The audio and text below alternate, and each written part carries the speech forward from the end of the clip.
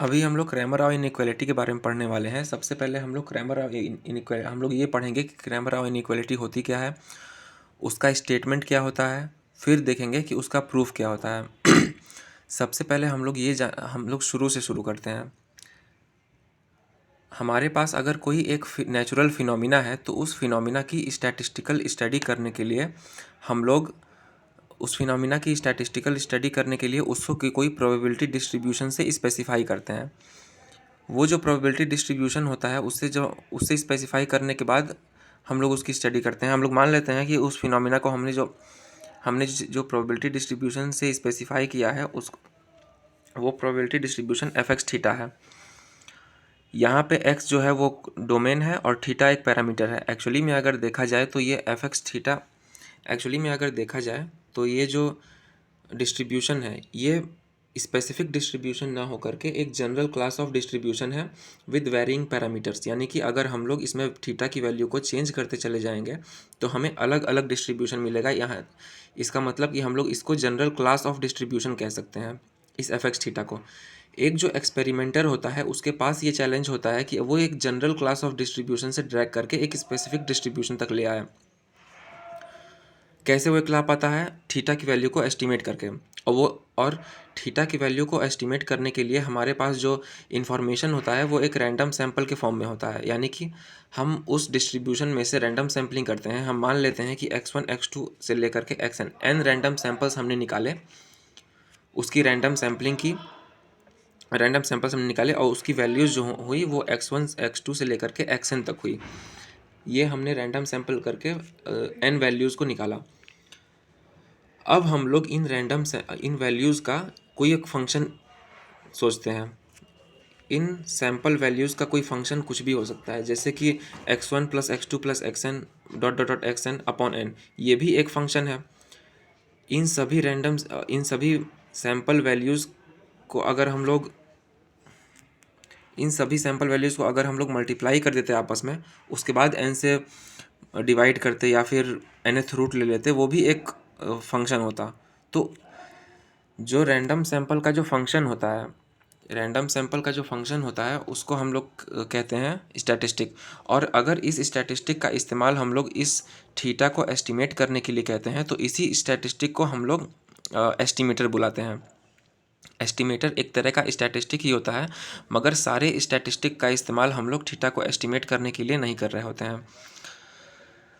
अब Cramer Rao inequality क्या कहता है कि ये जो एस्टिमेटर होगा, पहली बात तो इस एस्टिमेटर की वैल्यूज़ सेम नहीं आएगी, क्योंकि यहाँ पे रैंडम सैंपल है। हमने एक पहली बार में रैंडम सैंपल लिया तो उसमें वैल्यूज़ अलग आई तो हम उन सब वैल्यूज़ को हमने इस फंक्शन में रख करके देखा जिसको कि हम लोग एस्टिमेटर कह रहे हैं, तो इसकी वैल्यू अलग आएगी। हमने कोई और सैंपल लिया, उसमें इसकी वैल्यू अलग आएगी, तो एस्टिमेटर की भी वैल्यू अलग आएगी।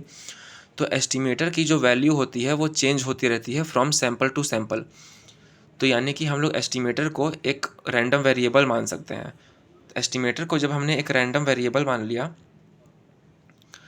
तो उस रैंडम वेरिएबल का कोई वेरिएंस भी होगा, यानी कि वो एस्टिमेटर अपनी वैल्यूज़ जो वेरी कर रहा होता है उसको हमें क्रैमर राव इनइक्वालिटी बताता है कि वो जो एस्टिमेटर है उसका वेरिएंस मिनिमम कितना हो सकता है, मतलब इससे कम तो नहीं हो सकता। ये हमें क्रैमर राव इनइक्वालिटी बताता है कि ये जो एस्टिमेटर है जिसको हम यूज़ कर रहे हैं एस्टिमेट करने के लिए थीटा, उसका वेरिएंस कम से कम कितना हो सकता है। और ये अब आते हैं क्रैमर राव इनइक्वालिटी के स्टेटमेंट की तरफ। उससे पहले हम लोग ये देख लेते हैं कि थीटा यहाँ पे क्या है, एक पैरामीटर है। इस थीटा का अगर हम कोई फंक्शन ले लेते हैं तो उसको हम लोग टाउ थीटा से डिनोट करते हैं, ठीक है। उसके बाद हम लोग एक और चीज़ स्पेसिफाई करना पड़ेगा हमें। एक लाइक्लीहुड फंक्शन नाम का टर्म आता है, और वो लाइक्लीहुड फंक्शन क्या होता है, एल, इसको डिनोट करते हैं LX1 X2 से लेकर के XN विद थीटा।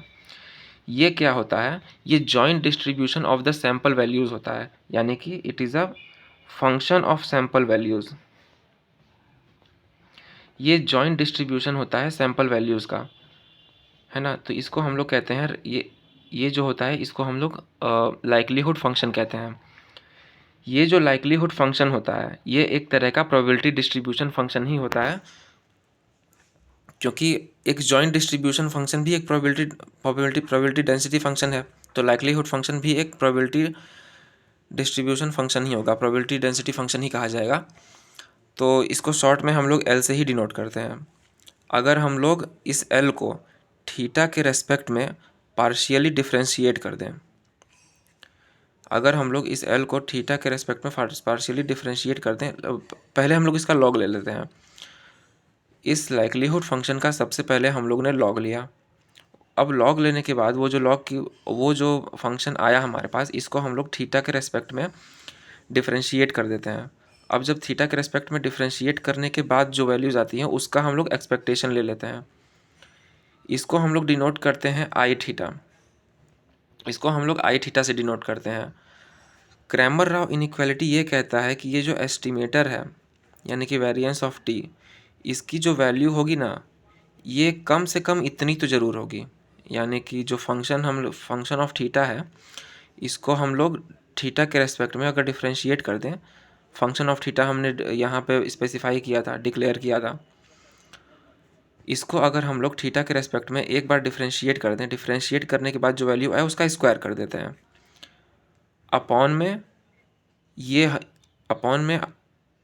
ये आई थीटा रख दें, आई थीटा यानी कि ये इसका स्क्वायर होगा, आई एम सॉरी। तो ये जो वेरिएंस ऑफ द एस्टिमेटर होगा वो कम से कम इसके बराबर आएगा, del by del theta of log L का होल स्क्वायर। इस पूरी वैल्यू को हम एक और चीज़ करके लिख सकते हैं, इसको ऐसे भी हम लोग लिख सकते हैं, यानी कि टाउ डैश थीटा का whole square upon expected value upon minus expected value of, यहाँ पे हमने डेल बाई डेल थीटा का लॉग एल इसका पूरे में स्क्वायर कर दिया है। यहाँ पे क्या होगा, हम लोग डबल डिफ्रेंशिएट कर देंगे with respect to theta of log L. अब हमें टोटल में स्क्वायर करने की ज़रूरत नहीं पड़ेगी। तो ये जो वेरिएंस ऑफ टी होगा, वेरिएंस ऑफ टी जो होगा ये कम से कम इतनी वैल्यू देगा। ये हमें क्रैमर राव इनइक्वालिटी कहता है। अब हम इसका प्रूफ देखेंगे। अब हम लोग इस क्रैमर राव इनइक्वालिटी का प्रूफ देखेंगे। तो इसका प्रूफ करने के लिए सबसे पहले, जैसा कि अभी हम लोग ने देखा था कि एक लाइक्लीहुड फंक्शन होता है, उस लाइक्लीहुड फंक्शन को हम लोग इससे डिनोट करते हैं L x1 x2 dot dot xn theta. ये हमारे पास लाइक्लीहुड फंक्शन होता है, और ये फंक्शन होता क्या है, joint distribution of the sample values. यानी कि इस डिस्ट्रीब्यूशन का जो सैम्पल वैल्यूज़ का जो जॉइंट डिस्ट्रीब्यूशन होता है वो हमारे पास लाइक्लीहुड फंक्शन होता है। अब क्योंकि ये एक जॉइंट डिस्ट्रीब्यूशन फंक्शन है, तो ये जॉइंट डेंसिटी फंक्शन है, सॉरी डिस्ट्रीब्यूशन नहीं, जॉइंट डेंसिटी फंक्शन है।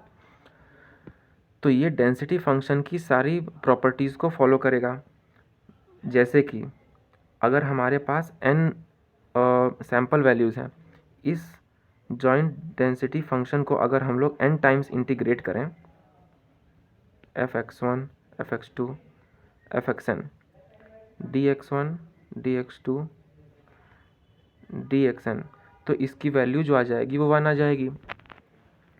हम लोग इसी चीज़ को अगर हम लोग शॉर्ट में डिनोट करना चाहें तो एक इस तरह का एक सिंबल यूज़ करते हैं, यानी कि सभी इंटीग्रल को हमने एक ही इंटीग्रल से डिफाइन कर दिया, और इस जॉइंट डेंसिटी फंक्शन को हम लोग एल से डिनोट कर देते हैं।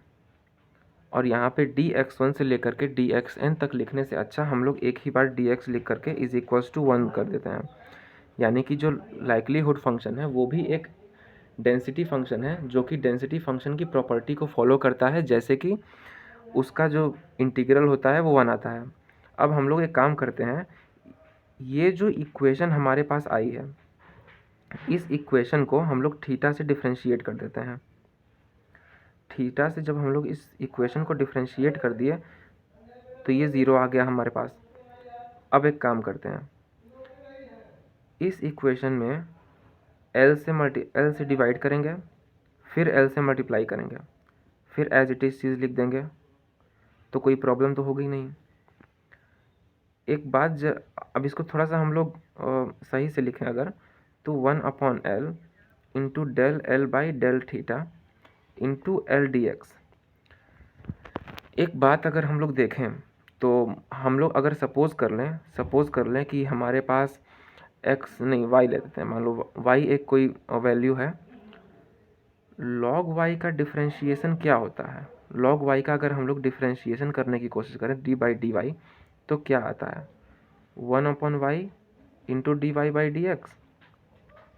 उसी तरीके से अगर यहाँ पे हमारे पास अब हमारे पास क्या आ गया, dy of log y is equals to 1/y into dy/dx। इसका उल्टा सोच करके देखें तो बात वो भी ठीक पड़ जाएगी, यानी कि 1/y dy/dx is equals to dy of log y। इसकी वैल्यू को क्या हम लोग ये लिख सकते हैं, del upon del theta into log L into L D x is equals to 0।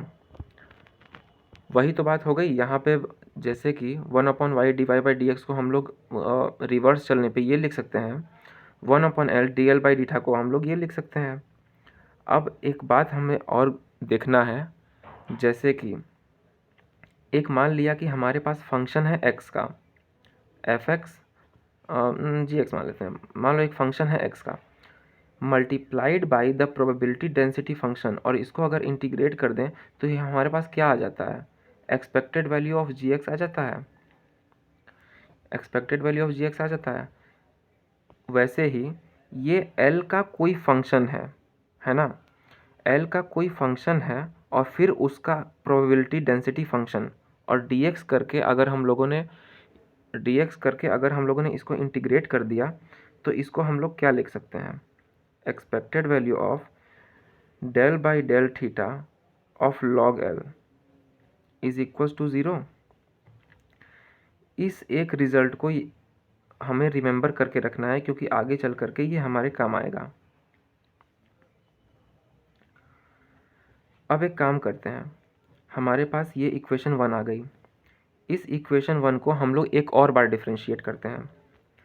तो डिफरेंशिएशन बाय पार्ट से अगर हम लोग करके देखेंगे तो सबसे पहले हम लोग del by del theta of log L, इसका डिफरेंशिएशन ना करके पहले इसको छोड़ करके इसका डिफरेंशिएशन करेंगे, प्लस फिर एल को छोड़ करके डेल स्क्वायर इसका del by del theta of log L का डिफरेंशिएशन करेंगे, तो del square by del theta square log L आ गया, होल में क्या आ जाएगा, d x is equals to 0।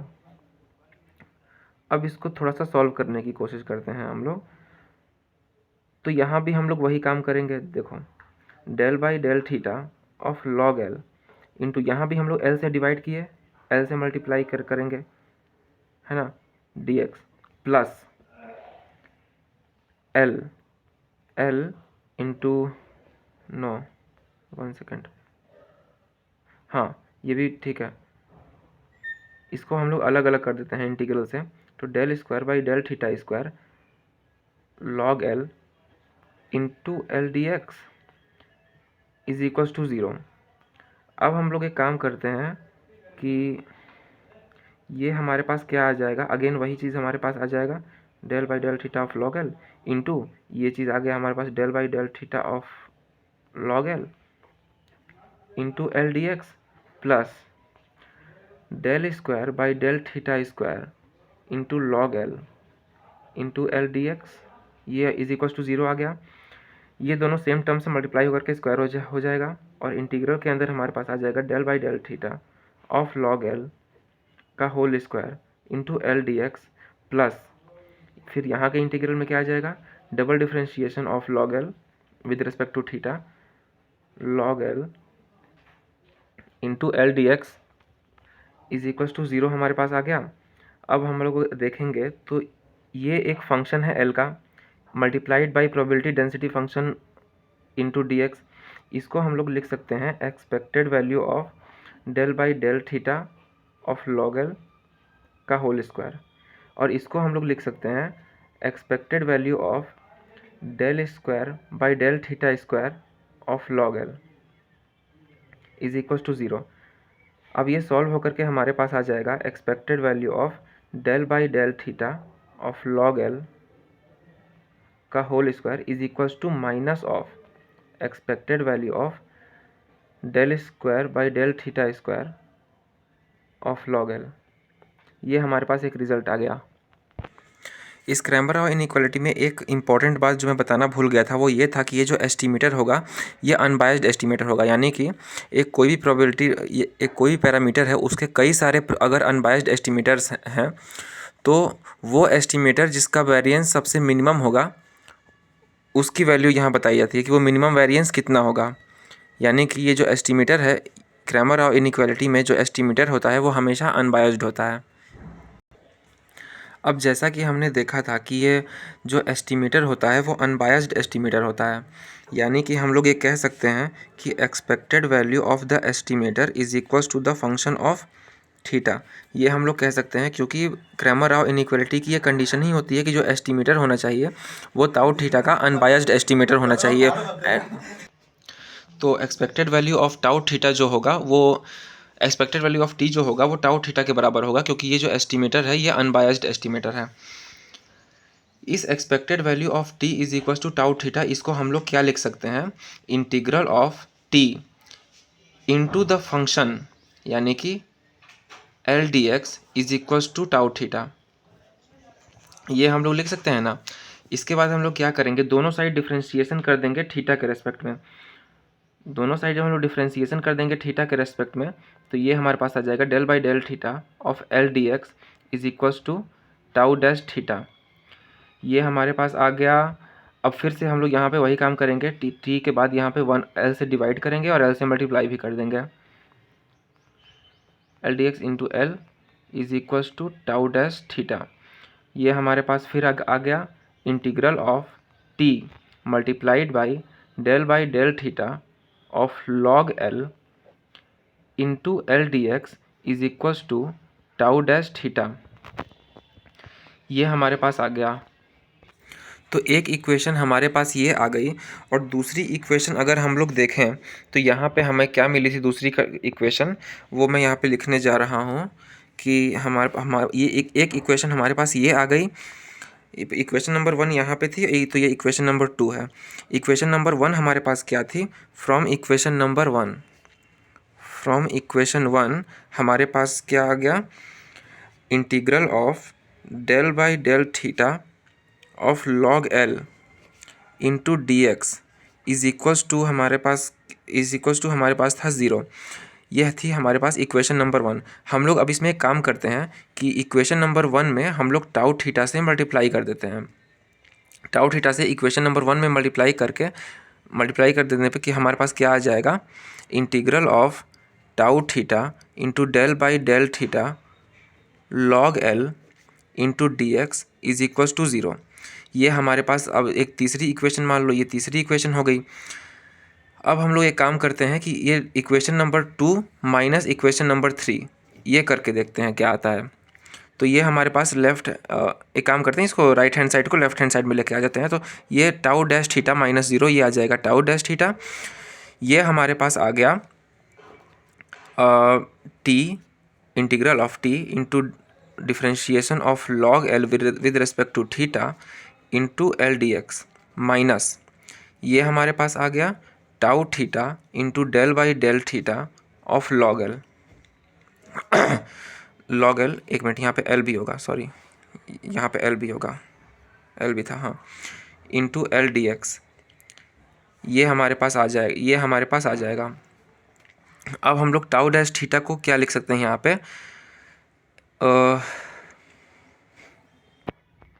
इस पूरे फंक्शन को अगर हम लोग एक में ही ले लें तो t into del by del theta of log L into L D x minus ये टाउ थीटा, क्योंकि expected value of t is equal to tau theta है तो यहाँ पे हम लोग क्या लिख सकते हैं, expected value of t into del by del theta of log L into L D x is equal to tau dash theta. अब एक चीज़ अगर हम लोग देखें तो t को अगर हम लोग कुछ देर के लिए समझने के लिए x मान लें और del by del theta of log L इसको समझने के लिए हम लोग अगर y मान लें तो हमारे पास क्या आ गया, X Y L D x minus expected value of x into इसकी वैल्यू आ जाएगी हमारे पास एक्सपेक्टेड वैल्यू ऑफ y। सिर्फ समझने के लिए हमने x और y दे दिया है, यानी कि दो टर्म्स के मल्टीप्लिकेशन का एक्सपेक्टेशन, यानी कि expectation of this multiplied by t multiplied by del theta of log l minus expected value of t multiplied by expected value of this term, expected value of t multiplied by expected value of this term. ये हमारे पास covariance का formula होता है। तो tau dash theta ये हमारे पास क्या आ जाएगा, covariance of t into del by del theta of log l। ये भी एक रिज़ल्ट आ गया, ये भी हमारे प्रूफ में काफ़ी कम आएगा, जिसको कि आप हमें रिमेंबर रखना है। एक और रिज़ल्ट होता है, जैसे कि हमें ये मालूम है कि को रिलेशन जो होता है that is always less than और इक्वल्स टू 1। हम लोग ये भी लिख सकते हैं covariance of x, y is less than और equals to variance of x, variance of y। Covariance of x, y, x यहाँ पे क्या है t है, y यहाँ पे क्या है del by del theta of log l है, यानी कि covariance of t and del by del theta of log l is less than variance of t into variance of del by del theta of log l। ये variance of t हमें निकालना है according to Cramer Rao inequality. Covariance of t comma del by del theta of log l की value हमारे पास tau dash theta पहले से दी हुई है ना। यहाँ पे जो हमने कोवेरियंस ऑफ x, y लिखा है, यहाँ पे कोवेरियंस का स्क्वायर होगा। कोवेरियंस ऑफ x, y का square is less than variance of x into variance of y। यहाँ पे भी covariance of t comma del by del theta of log l का square is less than variance of t into variance of del by del theta of log l। हमारे पास ये क्या आ जाएगा, इसकी वैल्यू हमारे पास क्या आ जाएगी, टाउ डैश थीटा का whole square is less than variance of t into variance of del by del theta of log l। ये हमारे पास आ गया। अब हमें इसकी वैल्यू निकालनी है, तो variance of del by del theta, variance of del by del theta of log l, ये हमारे पास क्या आ जाएगा, expected value of del by del theta of log l का होल का square minus expected value of del by del theta of log l इसका whole square. हमने एक रिजल्ट पहले से डिक्लेयर किया है कि expected value of del by del theta of log l is equal to 0 होता है, तो इसका स्क्वायर कर देंगे तो यहाँ फिर से ये भी 0 ही आ जाएगा, यानी कि ये टर्म हमारे पास 0 आ गई। तो variance of del by del theta of log l ये हमारे पास क्या आ गया, expected value of del by del theta of log l का स्क्वायर, ये हमारे पास आ गया वेरिएंस ऑफ ये, जिसकी वैल्यू हम लोग यहाँ पे पुट कर देंगे। अच्छा, अब एक और हमारे पास रिजल्ट था, वो क्या था, expected value of del by del theta of log l का square is equal to minus of expected value of del square by del theta square into log l। इस वैल्यू का हम लोग यूज़ यहाँ पे करेंगे। तो सबसे पहले हम लोग देखते हैं यहाँ पे variance of t, variance of t हमारे पास क्या आ गया, greater than tau dash theta का whole square upon expected value of del by del theta of log l का स्क्वायर। इसको हम लोग और क्या लिख सकते हैं, टाउ डैश थीटा का whole square upon expected value of del by del theta square, इसकी वैल्यू क्या आ गई, minus of expected value of del square by del theta square into log l। तो इसकी वैल्यू हम लोग यहाँ पुट कर देंगे, तो minus expected value of del square by del theta square into log l। इस चीज़ को हम लोग एक और तरीके से लिख सकते हैं कि टाउ डैश थीटा का whole square upon minus n। अब यहाँ पे लाइक्लीहुड फंक्शन की जगह हम fx लिख देंगे, यानी कि probability density function of a particular sample element. Expected value of del square by del theta square into log fx theta, ये हमारे पास आ गया क्रैमर राव इनइक्वालिटी का प्रूफ। यानी कि क्रैमर राव इनइक्वालिटी क्या कहता है कि अगर हमारे पास कोई पॉपुलेशन है जिसके हमने सैम्पलिंग करके सैंपल निकाला है, वो सैंपल, उस सैंपल वैल्यूज़ का जो फंक्शन होगा वो स्टैटिस्टिक होगा। वो स्टैटिस्टिक अगर हमें थीटा को एस्टिमेट करने के काम आता है तो उसको एस्टिमेटर कहेंगे, कई सारे एस्टिमेटर हो सकते हैं, कई सारे स्टैटिस्टिक हो सकते हैं, कई सारे एस्टिमेटर हो सकते हैं। उनमें से कोई एस्टिमेटर है जो कि मिनिमम वेरिएंस को अचीव कर पा रहा है। तो वो मिनिमम वेरिएंस क्या हो सकता है? जैसे कि कई सारे एस्टिमेटर है हमारे पास। मान लिया जाए कि हमारे पास T1 एक एस्टिमेटर है, T2 एक एस्टिमेटर है, T3 एक एस्टिमेटर है। T1 का वेरिएंस जितना है T2 का उससे भी कम है, T3 का उससे भी कम है, T4 का उससे भी कम है। मान लो कि T5 का सबसे ज़्यादा वेरिएंस है। तो सबसे कम वेरिएंस किस एस्टिमेटर का होगा वो फाइंड आउट करने का अलग तरीका है, बट वो मिनिमम वेरिएंस कितना होगा, जितने भी एस्टिमेटर होंगे उन सब में का जब हम लोग वेरिएंस सबका वेरिएंस निकालेंगे तो सबसे मिनिमम वेरिएंस जो होगा वो किसका होगा ये अभी हमें नहीं पता, लेकिन वो मिनिमम वेरिएंस कितना हो सकता है ये हमें क्रैमर और इनइक्वालिटी बताता है। और वो कितना हो सकता है तो वो इतना हो सकता है, variance of T is greater than tau dash theta का square upon expected minus an expected value of del square by del theta square of log L.